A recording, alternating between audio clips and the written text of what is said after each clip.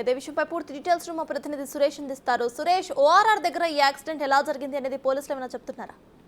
ఉదయం 5:30 గంటల ప్రాంతంలో ప్రమాదం జరిగినట్టు పోలీసులు నిర్ధారణకు వచ్చారు. ప్రస్తుతం కార్ని ఆ ఎగ్జిట్ నెంబర్ 3 దగ్గర ఉంచడం జరిగింది. మారుతి కారుకు సంబంధించి XL6 సంబంధించిన ఈ కారులోనే ఎమ్మెల్యే ఆమె పిఏ ఇద్దరు కూడా ఉదయం బయలుదేరి వస్తుండగా ప్రమాదం చోటు చేసుకుంది. ఈ కారుకు సంబంధించి చాలా దారుణంగా డ్యామేజ్ కావడం జరిగింది. లోపల ఎయిర్ బ్యాగ్స్ కూడా ఓపెన్ అయిపోయాయి. 2 ఎయిర్ బ్యాగ్స్ ఓపెన్ కావడం జరిగింది, కానీ అవి పగిలిపోయినట్టు పోలీసులు చెప్తున్నారు. దీని తీవ్రత ఎక్కువగా ఉండడం వల్లనే ఎమ్మెల్యే మృతి చెందినట్టు చెప్పేసి కూడా చెప్తున్నారు. దీనికి సంబంధించి కారులో సీట్ బెల్ట్ సీట్కి పెట్టి ముందు వాళ్ళు కూర్చోవడంతోనే ఈ ప్రమాదం చోటు చేసుకుందని చెప్పేసి కూడా తెలుస్తుంది. లేదంటే సీట్ బెల్ట్ వాళ్ళే పెట్టుకుని ఉంటే ఈ ప్రమాదం నుంచి బయటపడే వాళ్ళని కూడా పోలీసులు చెప్తున్నారు. దీనికి సంబంధించి మనం ఒకసారి ముందు భాగంలో చూద్దాము. ఇక్కడే ముందు భాగం పూర్తిగా నుజ్జుగా మారిపోయింది. మనం పైన ఇక్కడ ఫస్ట్ ఢీకొన్న తర్వాత ఈ బ్యానెట్ కూడా ఢీకొట్టింది. అంటే ముందుగా ఒక వెహికల్కి ముందు వెళ్తున్న లారీకి ఢీకొట్టిన తర్వాతనే దీనిపైన సిమెంట్ కూడా మనం చూడవచ్చు. అంటే ముందు వెళ్తున్న ఒక లారీని ఢీకొట్టడంతోనే ఈ ప్రమాదం జరిగిందని చెప్పేసి కూడా పోలీసులు అనుమానిస్తున్నారు. దీనికి సంబంధించి ఆ లారీ 100 మీటర్ల వరకు కూడా వెనుక భాగంలో ఈ బ్యానెట్ చిక్కుకొని 100 మీటర్ల వరకు కూడా లాక్కెళ్ళిన తర్వాత ఏదైతే రేలింగ్ ఉంటుందో రేలింగ్కి ఆ తర్వాత ఢీకొట్టినట్టు కూడా పోలీసులు అనుమానిస్తున్నారు. మనం కింది భాగంలో కూడా చూడవచ్చు. టైర్లకు సంబంధించిన వీల్స్ కూడా పూర్తిగా విరిగిపోవడం జరిగింది. దీనికి సంబంధించిన డ్యామేజ్ అయితే చాలా తీవ్రంగా ఉండడంతోనే స్పీడ్లో ఎక్కువగా ఉంది వెహికల్ అని చెప్పేసి కూడా చెప్తున్నారు. అయితే ఏ లారీ ఢీకొట్టింది, ఆ ముందు ప్రమాదం తర్వాత ఎక్కడికి లారీ వెళ్ళిపోయింది అనేది కూడా పోలీసులు అన్ని ఎగ్జిట్ల దగ్గర సీసీ ఫుటేజ్ని పరిశీలిస్తున్నారు. తీవ్రత మనం ఒకసారి గమనిస్తే ఈ ముందు భాగం అంతా కూడా ఇది కొత్త వెహికల్. దీనికి సంబంధించి నల్గొండ ప్రమాదం తర్వాత ఈ వెహికల్ ఎమ్మెల్యే వాడుతున్నట్టు చెప్తున్నారు. దీనికి సంబంధించి ఈ వెహికల్లోనే ఈరోజు ఉదయం వస్తుండగా ఒక్కసారిగా ప్రమాదం అయింది. ఇంజన్ కూడా భాగం కూడా నుజ్జుగా ఇక్కడ అయిపోవడం జరిగింది. దీనికి సంబంధించి ముందు భాగంలో ఉండే బ్యానెట్స్ అంతా కూడా పూర్తిగా డ్యామేజ్ కావడం జరిగింది.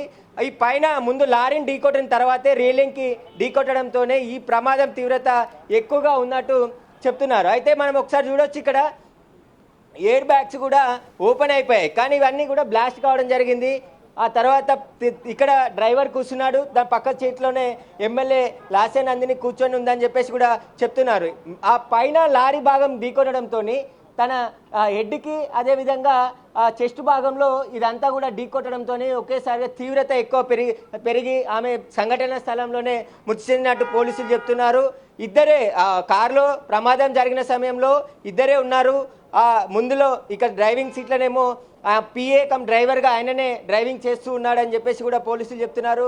పక్క సీట్లో ఎమ్మెల్యే కూర్చొని ఉన్నారు. సీట్ బెల్ట్ వారిద్దరు కానీ పెట్టుకుని ఉంటే ఈ ప్రమాద తీవ్రత తగ్గి ఉండేదని చెప్పేసి కూడా అక్కడున్న పెట్రోలింగ్ సంబంధించిన ముందు స్పాట్కి వెళ్ళిన వాళ్ళు చెప్తున్నారు. మనం చూడవచ్చు, సీట్ బెల్ట్ పెట్టే ఉంది. అంటే అందరు చాలామంది డ్రైవింగ్ చేసే వాళ్ళు సీట్ బెల్ట్ సౌండ్ వస్తుంది కాబట్టి సిగ్నల్కి సంబంధించి ముందే సీట్కి పెట్టేసి ఆ తర్వాత కూర్చుంటుంటారని చెప్పేసి కూడా పోలీసులు ఇక్కడ ఔటర్ రింగ్ రోడ్కి సంబంధించిన సిబ్బంది చెప్తున్నారు.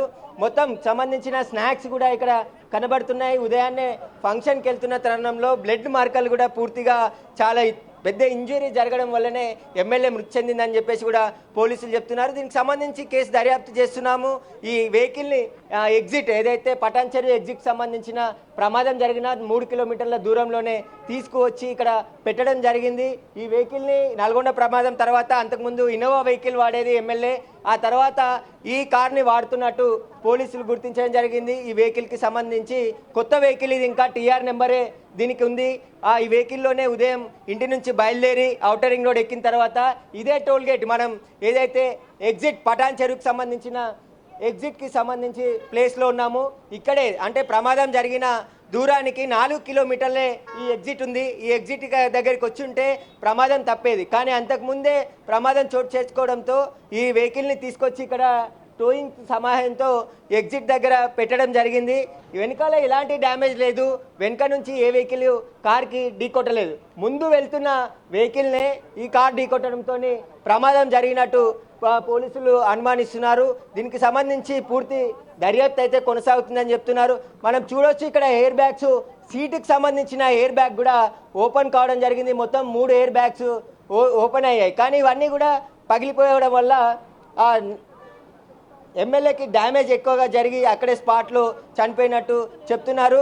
ఇక్కడ లెఫ్ట్ సైడే ఎక్కువ భాగం పూర్తిగా డ్యామేజ్ అయింది. ఈ డ్యామేజ్లోనే ఎమ్మెల్యే ఇక్కడే కూర్చోవడం, నేరుగా ఢీకొన్న తర్వాత ఎమ్మెల్యే పైనే ప్రెషర్ పడడంతో ఆమె తీవ్ర గాయాలయ్యాయి. అక్కడే స్పాట్లో మృతి చెందింది. డ్రైవర్ ఎవరైతే పిఏ ఉన్నాడో ఆయన కూడా తీవ్ర గాయాలు పాల్గొవడంతో స్థానికంగా ఉన్న ఆసుపత్రికి తరలించి ఆయన చికిత్స అందించడం జరిగింది.